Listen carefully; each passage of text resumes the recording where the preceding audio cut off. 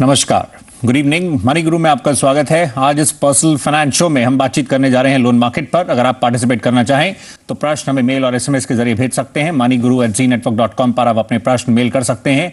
SMS की details आप भेज सकते हैं 57575 पर। कर्ज आप पहले मेंशन करें और उसके बाद हमें एसएमएस कर दें जो भी आपके प्रश्न हैं। तो इस तरह से आप अपने प्रश्न हमें भेज सकते हैं।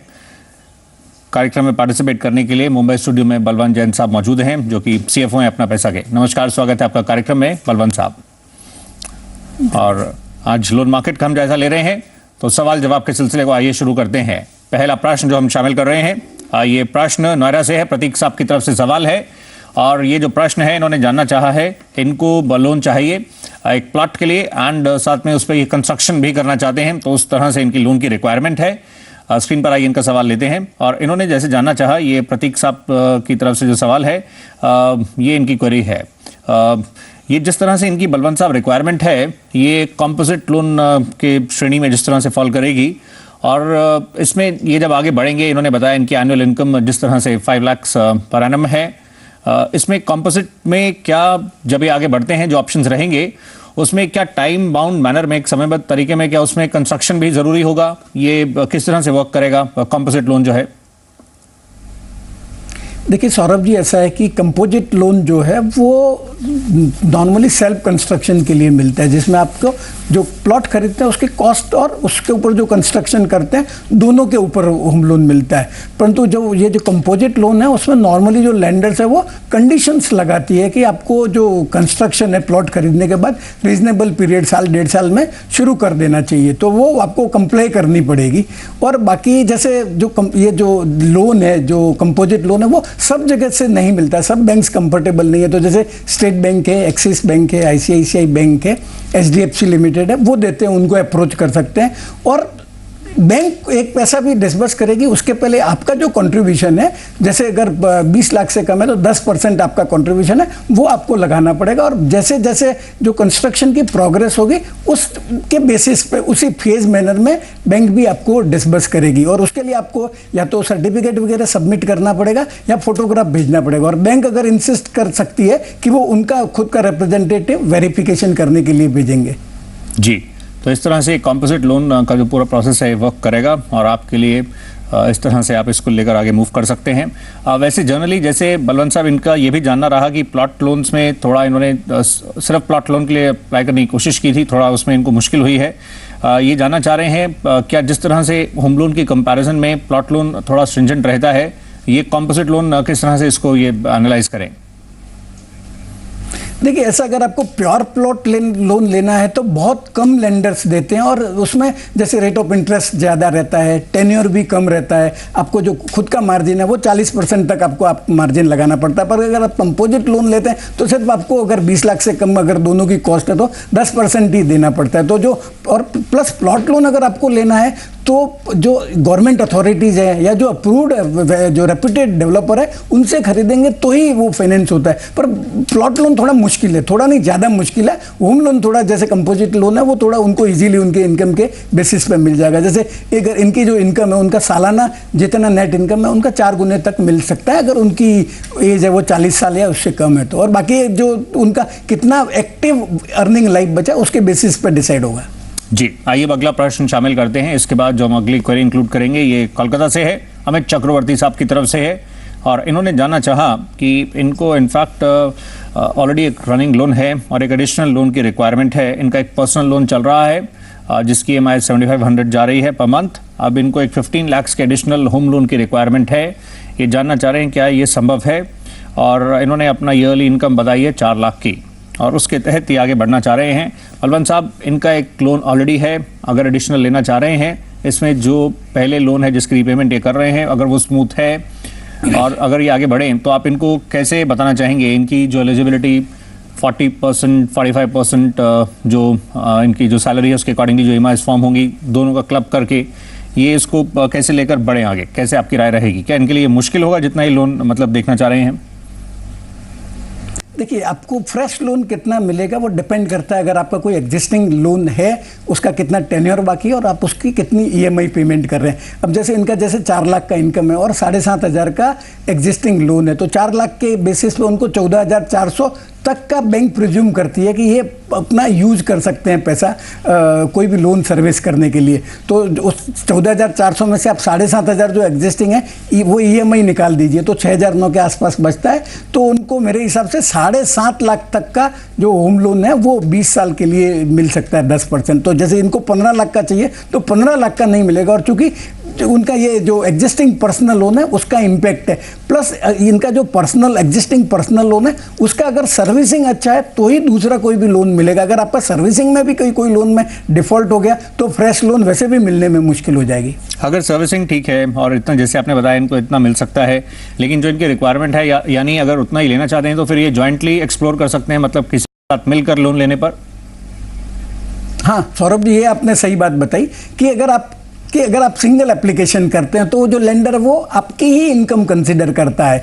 अगर आप किसी और दूसरे जैसे अर्निंग स्पाउस है आपके पेरेंट्स है, आपके बच्चे हैं, अगर उनको आप ज्वाइन कर सकते हैं तो वो जो इनकम पूल हो जाती है दोनों की, तो और फिर जो बैंक जो आपकी एलिजिबिलिटी है, जो टेन्योर है और अमाउंट एलिजिबिलिटी है वो दोनों बढ़ सकता है। तो मेरा सुझाव रहेगा कि वो और इनके अगर कोई अर्निंग मेंबर हो जो एलिजिबल है, जैसे स्पाउस है, पेरेंट्स है, बच्चे हैं, वो अगर जॉइंट को बोरोवर हो जाएंगे तो उनकी एलिजिबिलिटी बढ़ जाएगी। तो हो सकता है 15 लाख का लोन चाहिए वो मिल जाएगा इनको। जी, तो इस तरह से आप इस प्रक्रिया को लेकर आगे मूव कर सकते हैं। All the best. अगला प्रश्न पूछने के लिए जमशेदपुर से सलीम अख्तर साहब मौजूद हैं। इनको लोन की रिक्वायरमेंट है और ये कहते हैं वो लोन को यूज़ करेंगे इनफैक्ट एक व्हीकल के लिए जिसको ये फिर एज अ टैक्सी यूज़ करना चाहते हैं। आपका स्वागत है सलीम साहब। बताइए, ये जो आपकी योजना है आपने इसके लिए अभी क्या किसी बैंक से संपर्क किया? मैंने काफी बैंक से संपर्क किया बट वो लोन देने में सक्षम नहीं है। लोन देने में क्या आपने कहा? वो लोन देने में सक्षम नहीं है। वो उनकी डॉक्यूमेंट्री इतनी स्ट्रांग होती है कि डॉक्यूमेंट्री तो मेरा स्ट्रांग नहीं है। मतलब वो सक्षम तो है लेकिन मतलब उनकी फॉर्मेलिटीज बहुत ज्यादा हैं, वो पेपर वर्क आप जी राइट है, उनकी डॉक्यूमेंट्री बहुत स्ट्रांग होती है। एक्चुअली मैं इलेक्ट्रॉनिक्स एंड टेलीकम्युनिकेशन में डिप्लोमा हूँ। मैं जॉब करता लास्ट टाइम सिंप्लेक्स इंफ्रास्ट्रक्चर में। सैलरी मेरी बहुत ज्यादा नहीं, एज ए फ्रेजर इंजीनियर में काम कर रहा था वहाँ पे, इसलिए मैं छोड़ दिया। मैं चाहता हूँ कि अपना ओन बिजनेस डालूं। राइट, तो आपने इससे पहले क्या कोई इस लाइन का एक्सपीरियंस है या मतलब पहली बार ही सोच रहे हैं इस तरफ आने का? नहीं, एक्चुअली मैं पहले भी बिजनेस करता था। ओके, ठीक है। फिर मुझे बिजनेस मेरा डाउनफॉल हुआ तो मैं मैट्रिक के बाद एक डिप्लोमा करके कंपनी ज्वाइन किया, बट मुझे सेटिस्फेक्शन नहीं हो रही है। आपने आईटीआर फाइल्स की हैं?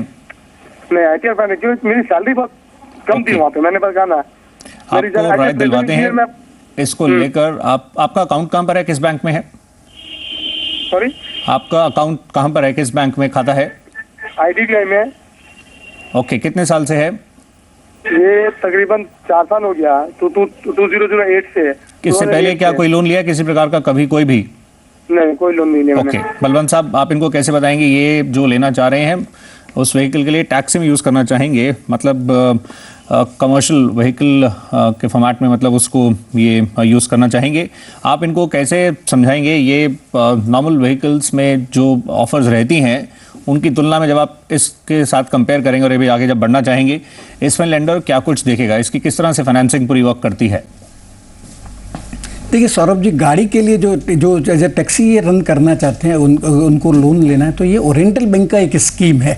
तो इसके तहत जो ओरिएंटल बैंक वो जो उसकी ऑन रोड कॉस्ट है जिसमें रजिस्ट्रेशन और इंश्योरेंस भी शामिल होता है उसका 85% तक लोन दे देती है। परंतु मेरे को उनकी बात से लग रहा है कि इनको डिप्लोमा किया हुआ और भी कोई लोन मिल सकता है तो वो लेने को तैयार है। तो बस जैसे मैं कई बार अपने शो में बता चुका हूँ कि prime minister employment generation programme जो है उसके तहत 5 लाख तक का लोन मिलता है। तो ये कोई भी जो गवर्नमेंट से PSU की बैंक है वहाँ उनको अगर अप्रोच करे तो उनको कह सकते हैं कि ये prime minister employment generation scheme में जो लोन मिलता है मुझे वो लोन मिल चाहिए। तो उसमें 15% से लेकर 25% तक की सब्सिडी भी है, तो वो अप्रोच कर सकते हैं। और अगर उनको कार के जैसे टैक्सी के लिए लोन चाहिए तो ये ओरिएंटल बैंक में जाके उनको पूछ सकते हैं कि आपकी जो स्पेशल टैक्सी के लिए जो स्कीम है उसके लिए इनके पास उनका जो वैलिड ड्राइविंग लाइसेंस होना चाहिए। और इसके अलावा जैसे बैंक कोई भी बैंक लैंड करती है पैसा तो वो जो बेसिक केवाईसी डॉक्यूमेंट्स है, उनका एड्रेस प्रूफ वगैरह है, इनकी खुद की आइडेंटिटी का प्रूफ वगैरह, वो सब उनको देना पड़ेगा। जी, जनरली जैसे हम देखते हैं नॉर्मल अगर जिस तरह से जो कार के लिए जैसे फाइनेंस होते हैं उसमें कुछ बैंक्स लेंडर 7 साल तक के ऑप्शंस भी देखते हैं फाइनेंसिंग के। इसमें ये किस तरह से मतलब वर्क करेगा और इसमें क्या मार्जिन की भी जैसे जो रिक्वायरमेंट वो क्या ज़्यादा रहेगी?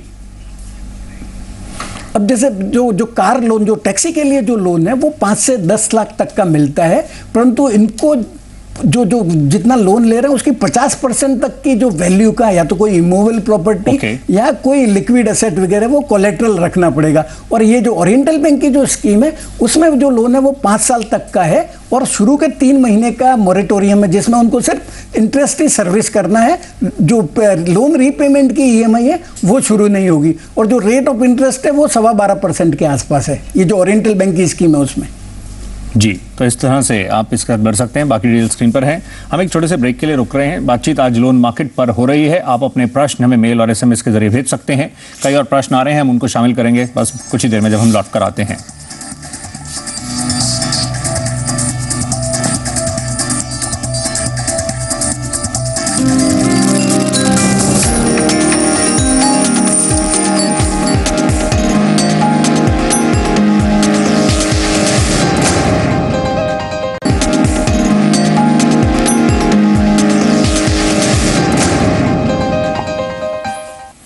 Welcome back. बातचीत आज हो रही है लोन मार्केट पर और कार्यक्रम में पार्टिसिपेट कर रहे हैं बलवंत जैन साहब अपना पैसा से। आइए अगला प्रश्न अब हम शामिल करते हैं। अगला सवाल जो हम इंक्लूड कर रहे हैं बलवंत साहब, ये प्रश्न गुरबचन जी की तरफ से है। गुरबचन साहब ने जानना चाहा है कि इनको होम लोन की रिक्वायरमेंट है, लेकिन इनकी एज जैसे मेंशन कर रहे हैं 50+ 52 ईयर्स की ये हैं और अभी ये होम लोन के लिए ऑप्ट करना चाहते हैं और इस तरह से इनकी रिक्वायरमेंट है। ये इनका 30,000 पर मंथ का पैकेज है और 20 लाख का लोन ये मेंशन कर रहे हैं। बलवंत साहब, इसमें लेंडर्स का कंफर्ट कितना रहेगा? ये अब क्योंकि एक थोड़ा लॉन्ग टेन्योर का प्रोडक्ट रहता है और अगर इस समय ये लेना चाहेंगे इसको तो इनकी अवधि किस तरह से तय की जाएगी, क्योंकि रिटायरमेंट आगे होगी, तो उसको मद्देनजर रखते हुए ये किस तरह से पूरा ये वर्कआउट होगा?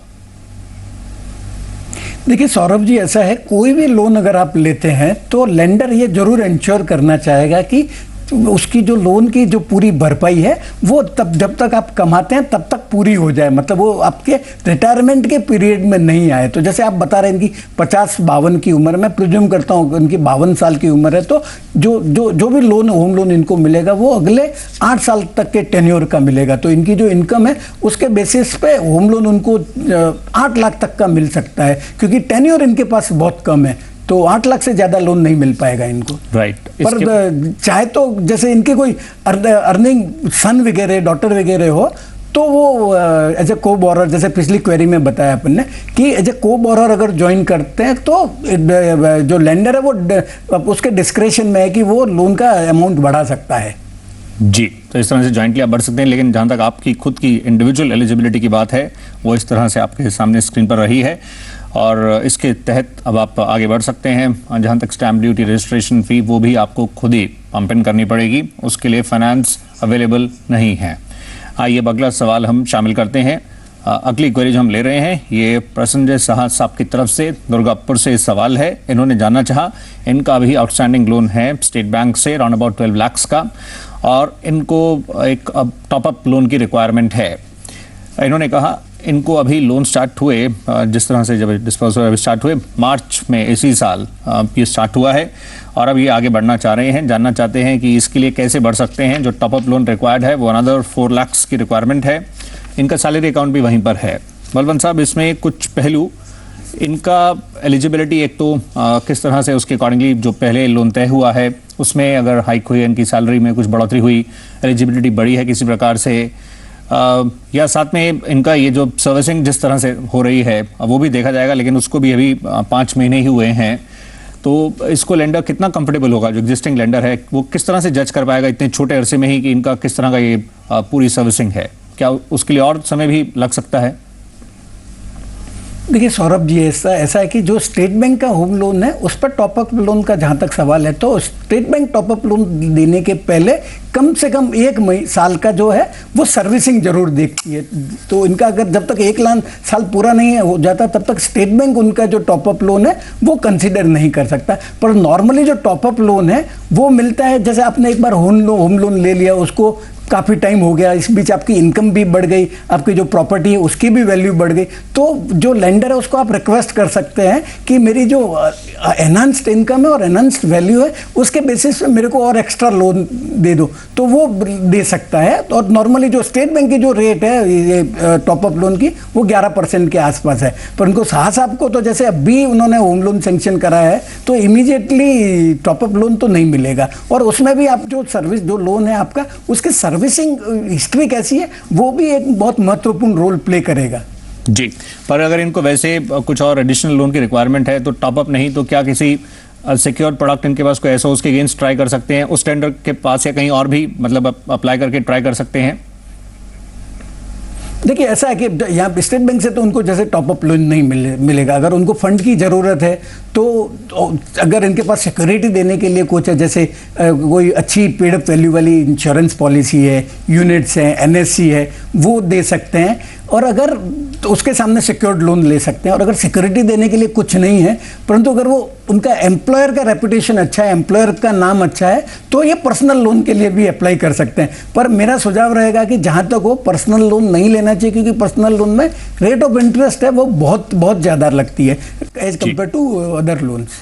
राइट, तो इस तरह से आप बढ़ सकते हैं। अगला प्रश्न हम ले रहे हैं अजय शर्मा जी की तरफ से, गुड़गांव से, वाया मेल।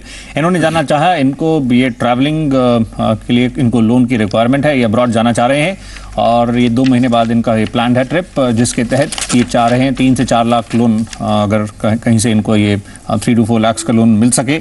इसमें बलवंत साहब, ये क्या ऐसा इस सेगमेंट के लिए स्पेसिफिक कोई ऐसी ऑफर है, या इनफैक्ट अगर पर्सनल लोन के लिए ट्राई करेंगे, जैसे कुछ देर पहले हम बात कर रहे थे, इस सेगमेंट में अगर लें तो वो तो काफ़ी एक तरीके से एक्सपेंसिव प्रोपोजिशन है, तो अगर ट्रैवलिंग के लिए क्या कुछ ऐसे प्रोडक्ट्स आए हैं मार्केट में जो ये अवेल कर सकते हैं?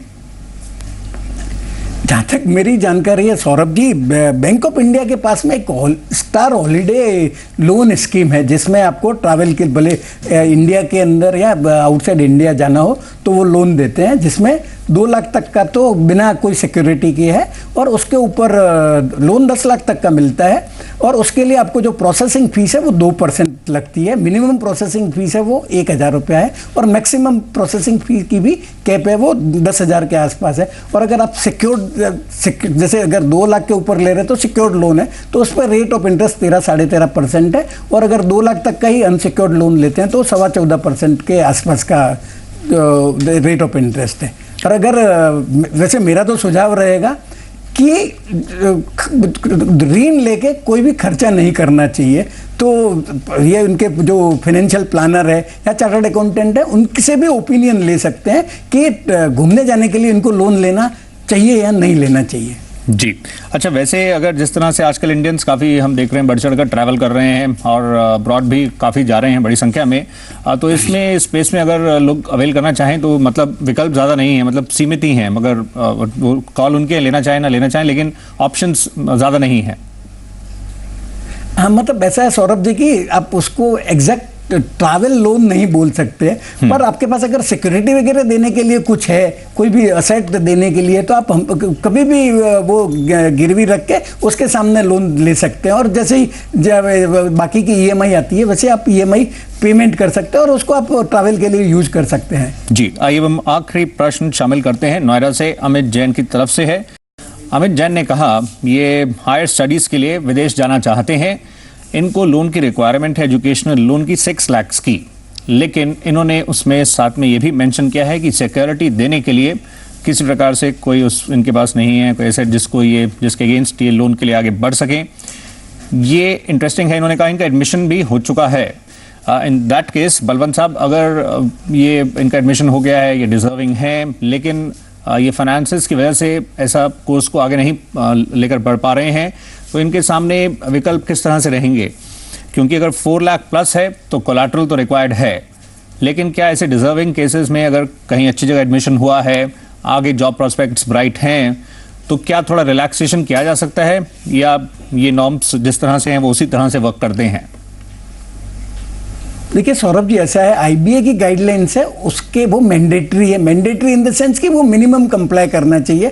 तो उसमें 4 लाख तक का अगर लोन किसी को चाहिए तो उसके लिए जो बैंक लेंडर है वो कोलेट्रल इंसिस्ट नहीं कर सकता और उसको बिना कोलेट्रल के और बिना पेरेंट्स की इनकम कंसीडर किए 4 लाख तक का बिना कोलेट्रल के, बिना सिक्योरिटी के लोन देना चाहिए। पर जैसे आप बता रहे हैं कि उनका एडमिशन हो गया है, अगर इनका एकेडमिक रिकॉर्ड अच्छा है तो बैंक कॉल ले सकता है और उनको 6 लाख तक का भी बिना किसी सिक्योरिटी के लोन दे सकता है। उनको अपनी जो फ्यूचर अर्निंग्स वगैरह है वो बैंक को असाइन करनी पड़ेगी। और अगर वो नहीं हो पाता है तो इनके पास जो 4 लाख तक का बिना कोलेट्रल का जो लोन लेने का ऑप्शन है वो हमेशा अवेलेबल है। वो 4 लाख तक का लोन बिना कोलेट्रल वाला ले लेवे और 2 लाख के लिए वो अगर कोई भी सिक्योरिटी देने को हो तो वो 2 लाख का अलग से लोन ले लेवे, तो कम से कम 4 लाख तक की उनकी जो प्रॉब्लम है वो सॉल्व हो जाएगी। पर बैंक को रिक्वेस्ट कर सकते हैं। तो मेरे को लगता है अगर अच्छी इंस्टीट्यूशन में इनका एडमिशन हुआ है और अगर इनका एकेडमिक रिकॉर्ड अच्छा है तो बैंक कॉल ले सकती है। जी, तो इसको लेकर कई स्कीम्स हैं। आप नियर बाय किसी पीएसयू बैंक में एक बार ट्राई भी कर सकते हैं। तो काफ़ी इजी टर्म्स एंड कंडीशंस पर ये मिलता है एजुकेशनल लोन, और आपके केस के अकॉर्डिंगली इस तरह से ये आपके समक्ष रखी गई हैं डिटेल्स। अधिक जानकारी आप स्क्रीन पर देख सकते हैं और इस तरह से आगे बढ़िए। All the best. हम फिलहाल कार्यक्रम को यहीं वाइंड अप करेंगे। आपका शुक्रिया कार्यक्रम में पार्टिसिपेट करने के लिए बलवंत जैन साहब, धन्यवाद। और आज के लिए बस इतना ही। कल हम हाजिर होंगे तो बातचीत होगी इंश्योरेंस मार्केट पर। फिलहाल अभी के लिए इतना ही। नमस्कार।